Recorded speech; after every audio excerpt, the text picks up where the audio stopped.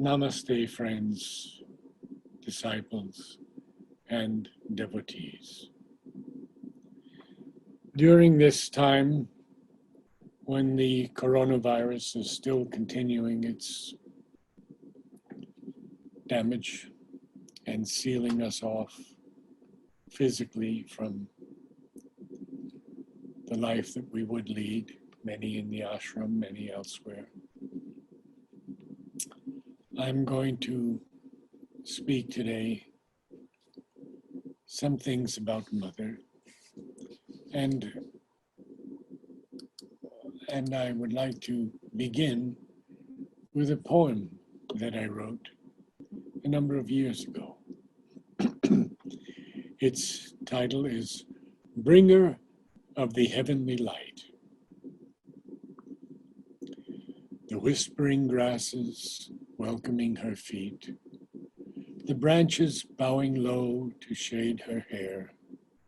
What plenitude of grace that we should meet the creatrix of the worlds, seated there in a little room fronting Bengal's shore.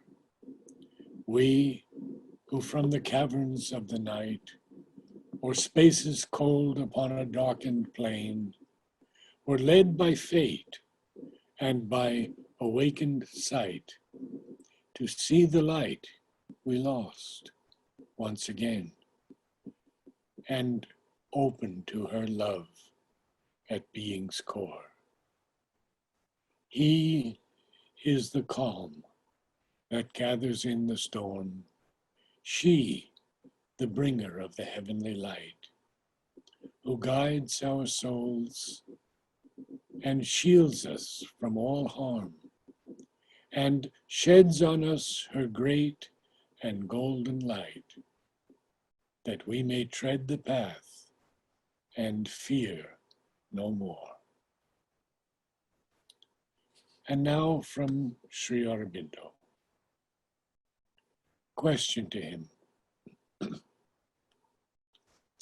Is it true that the nearer the descent of the supermind, the greater will be the difficulties of those in whom it is to come down? Sri Aurobindo. It is true, unless they are so surrendered to the mother, so psychic, plastic, free from ego, that the difficulties are spared to them. Be sure that the mother will be always with you to carry you upon the path. Difficulties come and difficulties go, but she, being with you, the victory is sure.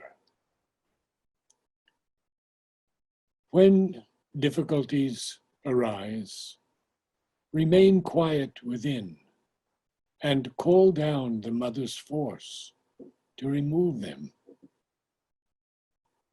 What one cannot do oneself, one can get done by calling the mother's force. To receive that and let it work in you is the true means of success in the sadhana. In such conditions, try to remain as quiet as possible within.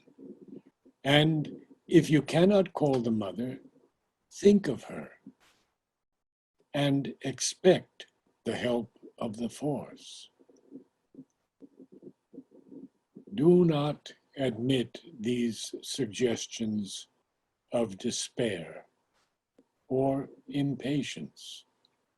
Give time for the mother's force to act.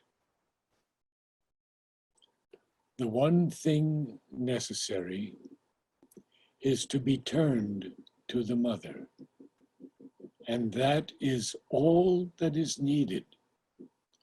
Do not fear or be sad, but let the mother do quietly her work in you and through you, and all will be well.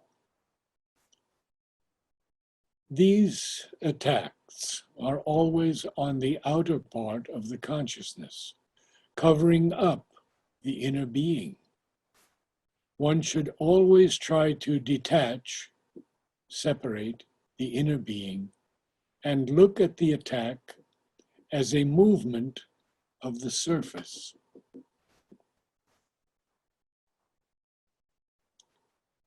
Keep always this thought when these things come. The mother's protection is with me. Nothing bad can happen. For when there is the psychic opening and one puts one's faith in the mother, that is sufficient to ward these things off. When in difficulties, always remain as quiet within as possible and call the mother. Surely the mother's force is there to transform you, and it will prevail. When you go into the vital world, you meet many such things. The one sufficient protection is to call the mother.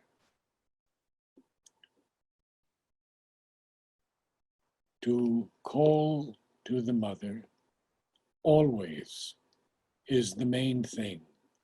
And with that, to aspire and assent to the light when it comes.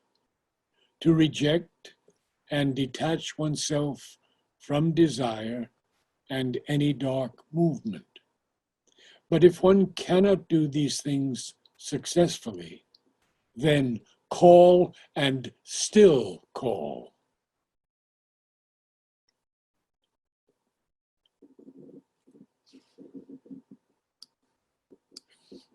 The mother's force is there with you, even when you do not feel it. Remain quiet and persevere.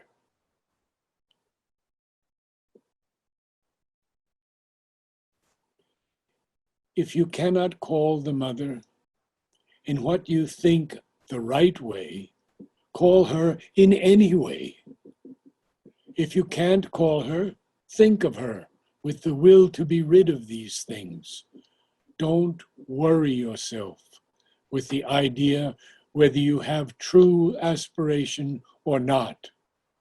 The psychic being wants, and that is sufficient. The rest is the divine grace, on which one must steadfastly rely. One's own merit, virtue, or capacity is not the thing that brings the realization. I shall put the force to rid you of this obsession in any case. But if you can abandon these habitual ideas, it will make the disappearance of the attack easier. Now, this is a question from a disciple to Sri Aurobindo. This hostile force is still trying to attack me, and it also wants to harm you and the mother. When I utter your name and mother's name, it tries to finish me and make wrong impressions about mother and turn me against her. Why is it still troubling me? Sri Aurobindo replies, this force is one that is there to break the yoga if it can. It is not only you it attacks, but all who do the sadhana. It hates the mother and myself because we bring the light into the consciousness of the physical world, and it wants to keep the physical world in darkness. It knows that the only way it can succeed in preventing the success of the sadhak in his sadhana is first by turning him against the mother, or if it cannot do that, by persuading him that he is unfit and so disturbing him that he gets upset and loses faith and courage. What you have to do is always to remain calm and call in the mother's force and to refuse steadily all the suggestions, whether against yourself or against the mother. Preserve your calm always. Keep an entire faith in the mother and in your own spiritual destiny. Reply always that whatever it may say, you are the mother's child and cannot fail in the sadhana. Another question to Sri Aurobindo.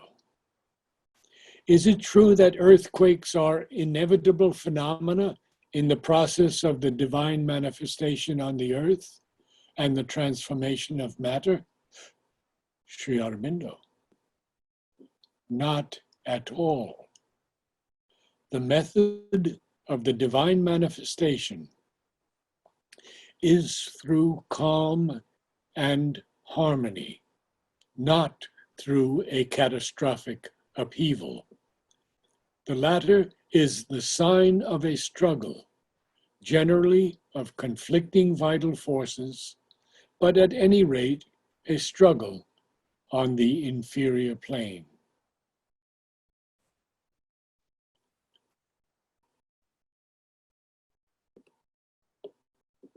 The mother is not testing you at every moment, but rather helping you at every moment to rise beyond the necessity of tests and difficulties which belong to the inferior consciousness.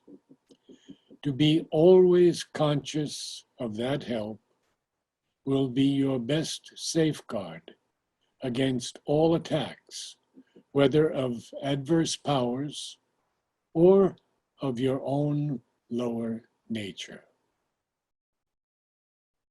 I'm very grateful to have been able to share these extraordinary quotations from Sri Aurobindo on the mother, her love, her force, and her help. Namaste.